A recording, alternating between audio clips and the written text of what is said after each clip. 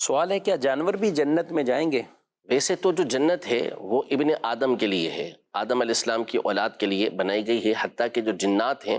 وہ بھی جنت میں نہیں آئیں گے، یعنی جنت میں داخل نہیں کیے جائیں گے، البتہ وہ اعراف کے مقام پر ہوں گے، انہیں اجازت ہوگی کہ وہ جنت کے اندر آ سکیں گے جو نیک جنات ہوں گے۔ صحیح۔ تو آدم علیہ السلام کی نیک مومن اولاد کے لیے اعدت للمتقین، یہ متقیوں کے لیے، پرہیزگاروں کے لیے جنت تیار کی گئی ہے۔ تو جب جنات کے لیے اجازت نہیں ہے تو اصول کے اعتبار سے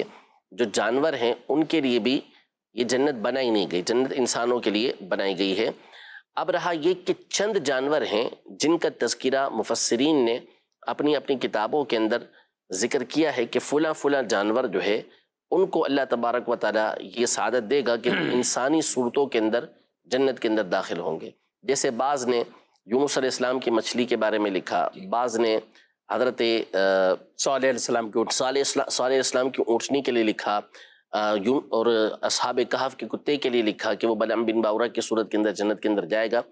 مختلف اقوال اس حوالے سے یہ ذکر کیے گئے ہیں، لیکن ان کا تذکرہ حدیث مبارکہ کے اندر نہیں ہے، لیکن یہ ایسی بات ہے کہ جس کے لیے کوئی ایسی سند کی ضرورت نہیں ہے، ایسی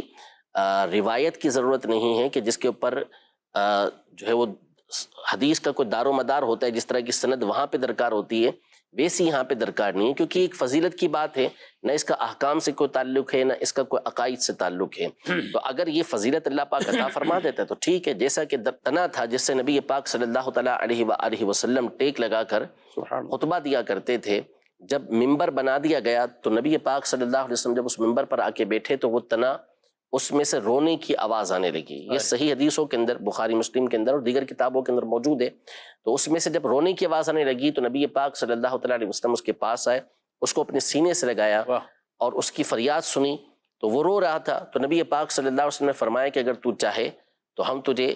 درخت بنا دیں، تو ہرا بھرا ہو جائے گا، پھل لگیں گے تیرے اندر، اور اگر تو چاہے تو ہم تجھے جنت میں لگا دیں اور تجھے پھر اس میں سے صالحین کھائیں گے۔ تو اس نے کہا کہ میں جنت میں لگنا چاہتا ہوں، تو وہ جنت کے اندر داخل کیا جائے گا، وہاں پہ اس کو درخت بنایا جائے گا۔ اس کو وہیں پھر دفن کیا تھا؟ وہیں پھر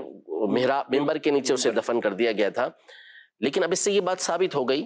کہ اللہ تبارک و تعالیٰ جس کو چاہے جنت کے اندر بے جان چیز کو داخل فرما دے گا، تو ہو سکتا ہے کہ چند جانوروں کو بھی اللہ تبارک و تعالیٰ جنت کے اندر داخل فرما دے۔